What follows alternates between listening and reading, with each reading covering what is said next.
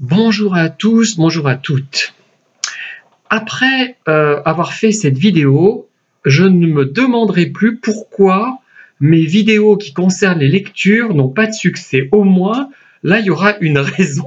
Parce que je ne crois que je ne vais pas pouvoir vous communiquer le peu d'enthousiasme que j'ai pour les 3 livres que j'ai lus, enfin, lus si on veut, puisque j'en ai terminé un sur les 3 seulement. Alors, j'ai lu donc ces 3 livres, 3 romans d'un genre différent, enfin non, 2 romans et un récit romancé policier.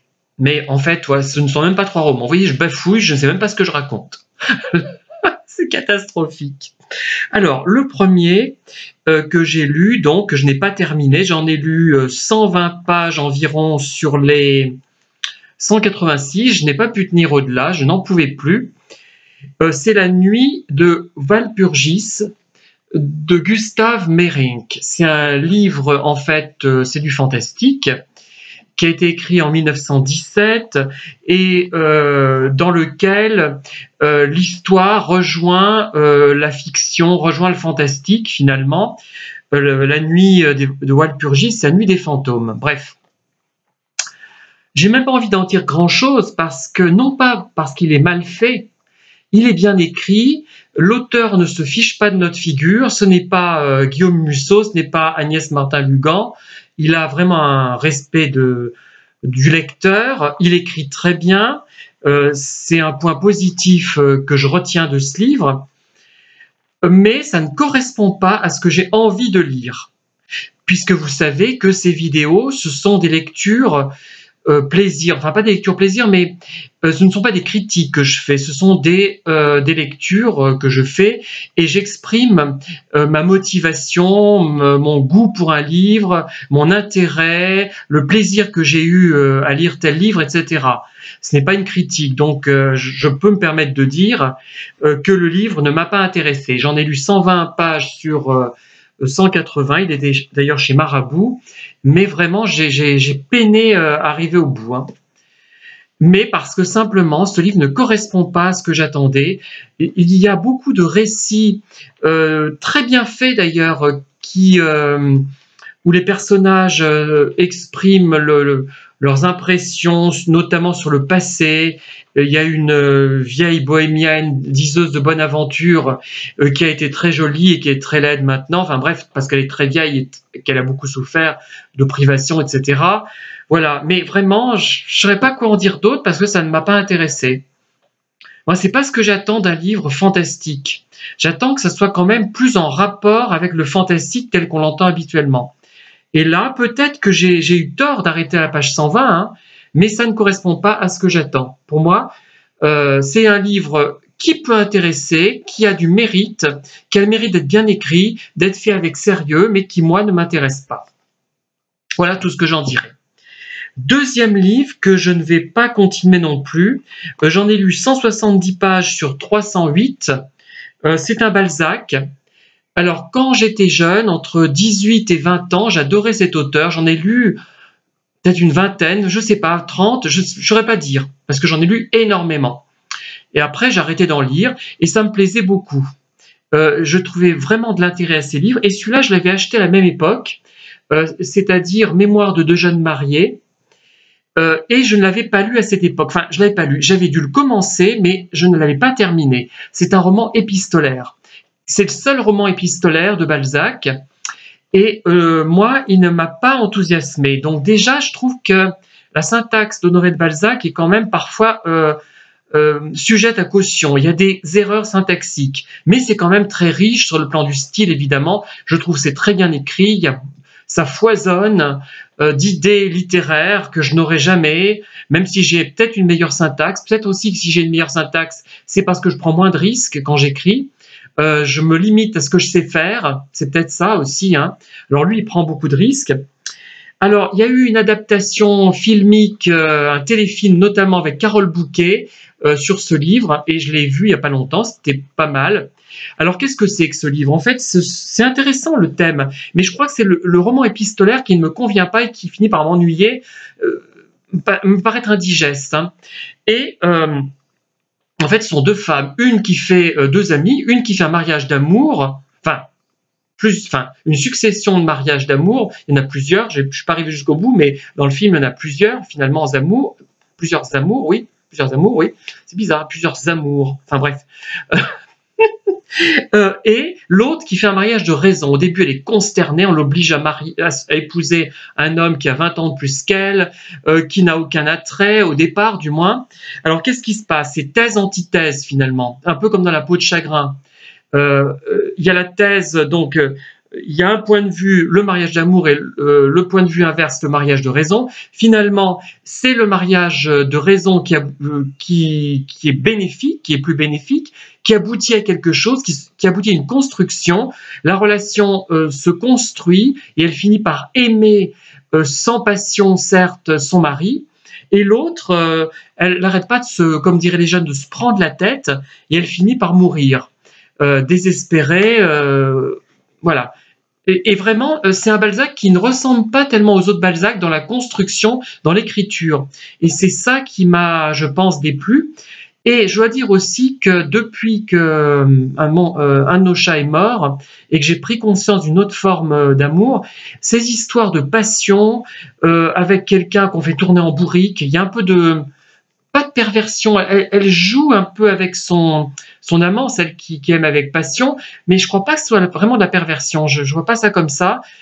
C'est simplement qu'elle plane, qu'elle est très jeune, elles ont 18 ans, 17-18 ans, et qu'elles ne se rendent pas compte du tout, je crois. Hein. Et ben ces amours passion, moi ça ne m'intéresse plus, ça me paraît futile, et je me demande comment j'ai pu adhérer à ça. Quand on a eu un amour aussi fort que celui que j'avais pour cette chatte, qui surpasse tout ce que j'ai pu connaître, et je me demande, mais je suis pas le même, je suis plus le même. Et c'est peut-être pour ça que je n'arrive plus à adhérer à ce livre. Ça me fait penser au Lys dans la vallée, par exemple, que j'avais aimé quand j'étais plus jeune, enfin du moins une partie.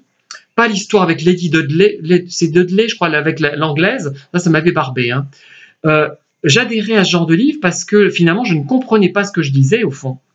J'avais peut-être pas de point de vue assez critique, pas assez de vécu pour les comprendre à fond. Voilà. Bon, bah, je l'ai arrêté. C'est le premier Balzac que j'arrête. Oui, on change. Et le troisième, il a été écrit par Pierre Bouchardon, L'Assassin X et l'affaire Prado. Alors celui-là m'a intéressé. Il est plus léger, facile à lire, très bien écrit par Pierre Bouchardon d'ailleurs. Pierre Bouchardon, je vous le signale quand même, c'était un ami, enfin jusqu'à quel point je ne sais pas, parce que mon grand-père avait l'air assez quand même réservé dans ses relations masculines. Hein. Il était de l'ancienne école, j'ai l'impression qu'il était vaguement homophobe, en plus mon arrière-grand-père Jules-Pierre Picot, mais bon c'était l'époque qui voulait ça. Et c'était un de ses amis, on a dans notre bibliothèque plusieurs ouvrages dédicacés de Pierre Bouchardon, et on l'aperçoit, d'ailleurs on le voit, sur des photos de famille. Hein. Donc c'est un juriste qui a été, comment dire, il a participé au procès de Mata Hari même. Hein. Il reprenait, il a été d'accord pour sa condamnation à mort, il me semble. Hein. Il a été, alors là je vous le dis, hein, il est entré à la magistrature en 1895, il a été juge supplément à Aubusson, juge à Baume-les-Dames, à Guéret, substitut à Cambrai, procureur de la République à Yvetot, substitut à Rouen, chef de bureau des affaires criminelles au ministère de la Justice, sous-directeur des affaires criminelles, juge d'instruction au tribunal de la Seine, conseiller, vice-président et président enfin de la Cour d'appel de Paris. Enfin peut-être qu'il a eu une carrière qui a suivi, je ne pense pas. Alors, j'avais lu quelques livres de lui qui m'avaient aussi bien marqué, La femme à l'ombrelle notamment. Il y en a d'autres, peut-être que je les lirai. Donc, c'est facile à lire. On ne peut pas critiquer Pierre Bouchardon, il a très bien fait son travail apparemment. Il a relu le dossier de ce voleur de bijoux et assassin. donc, qui se fait passer pour un noble. Était-il vraiment noble? On ne le sait pas. Alors, il a différentes maîtresses, une sorte de manipulateur, certainement pervers, puisqu'il joue sur plusieurs tableaux, c'est-à-dire qu'il va draguer deux femmes en même temps, il va avoir deux liaisons en même temps, et écrire des lettres enflammées à chacune d'elles. Après tout, on peut aimer deux personnes à la fois, mais on a l'impression quand même que c'est un manipulateur. Et d'ailleurs, il fait beaucoup de vers, pas très bon, à mon sens, mais bon. Je ne suis pas très doué en matière de vers. Alors, donc, il y a eu des adaptations cinématographiques qu'on trouve en téléfilm sur le site de l'INA, notamment, et il y a eu... cette affaire a été reprise lors d'émissions plus récentes, notamment avec Christophe Ondelat. Hein, vous voyez, faites entrer l'accusé. Hein, vous voyez, ça vous dit quelque chose peut-être. Alors, ces histoires d'assassins, c'est amusant à lire, comme les thrillers, comme les policiers, mais finalement, c'est creux au bout d'un moment, mais ils ne sont pas plus intéressants que ça. Hein, je sais pas. Ces gens pas très intéressants, de toute façon. Ces criminels souvent, hein. Et donc ça donne un sentiment un peu de vide après avoir lu ce livre. D'ailleurs, là il met 4e mille, je vais mettre ça sur mes livres moi aussi, je mettrai 40e mille, comme ça tout le monde croira qu'il s'en vend beaucoup. Mais après, je vais avoir des problèmes avec les impôts, ils vont me dire que vous avez vendu 40 000 volumes, alors vous déclarez que 20 €, ben ça va pas, hein. Voilà, enfin bref. Donc voilà, donc ces 3 livres, j'ai terminé, celui-là il était facile à lire. L'autre, celui-là, je vais le garder dans ma collection Balzac, hein, parce que j'aime bien cet auteur, et je vais en relire d'autres de Balzac, mais c'est le premier que je ne termine pas, comme je vous ai dit, hein, et ça, je le remettrai au Secours populaire, où je l'ai acheté. Faudrait pas que je... j'ai failli, parce que je donne pas mal au Secours populaire, et j'ai failli en racheter de ceux que j'avais portés là-bas, enfin bref. Vous voyez, comme la mémoire me joue des tours. Voilà, donc ces 3 livres... Hop, je vous les montre là, et je vais mettre les titres dans la vidéo, mais vraiment cette vidéo ne va intéresser personne, parce que je dis rien d'intéressant, je dis que je suis bof. C'est pas la passion, hein, c'est pas la passion comme l'héroïne, une des héroïnes de Mémoire de jeune mariée. Hein. Voilà, merci.